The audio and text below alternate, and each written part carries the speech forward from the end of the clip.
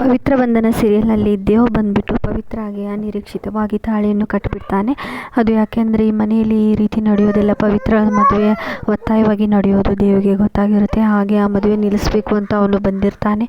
ಈ ಕಡೆ ಪವಿತ್ರ ಅಲ್ಲಿ ಮದುವೆ ಇದರಲ್ಲಿ ಕೂತ್ಬಿಟ್ಟು ಅವಳ ಹಳೆ ನೆನಪುಗಳು, ತಿಲಕ್ ಜೊತೆ ಇದ್ದ ಪ್ರೇಮದ ಕ್ಷಣಗಳು, ಅವನ ಜೊತೆ ಕಳೆದ ದಿನಗಳು, ಕ್ಷಣಗಳು, ಗಂಟೆಗಳು, ನಿಮಿಷಗಳು ಇದನ್ನೆಲ್ಲ ಮೆಲುಕು ಹಾಕ್ತಾ ಅಲ್ಲೇ ಅಳ್ತಾ ಕೂತಿರ್ತಾಳೆ.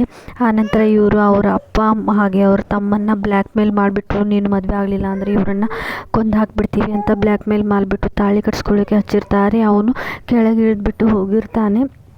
ಮನೋಜ್ ಕೆಳಗಿಳಿದು ಹೋಗಿರ್ತಾನೆ. ಅಷ್ಟರಲ್ಲಿ ಅಲ್ಲಿ ದೇವ್ ಎಂಟ್ರಿ ಕೊಟ್ಬಿಟ್ಟು ಅವಳ ಕೊಳ್ಳಿಗೆ ತಾಳಿ ಕಟ್ತಾನೆ. ಇಷ್ಟ ಆಗುತ್ತೆ ಇವತ್ತಿನ ಎಪಿಸೋಡ್ನಲ್ಲಿ.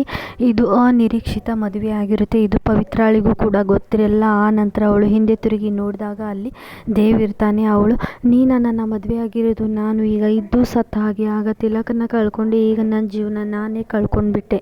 ನನ್ನನ್ನು ಮದುವೆ ಆಗೋಕ್ಕೆ ಎಷ್ಟೋ ಧೈರ್ಯ ನಿನಗೆ ಅಂದ್ಬಿಟ್ಟು ಅವಳು ವಾದ ಮಾಡ್ತಿರ್ತಾಳೆ.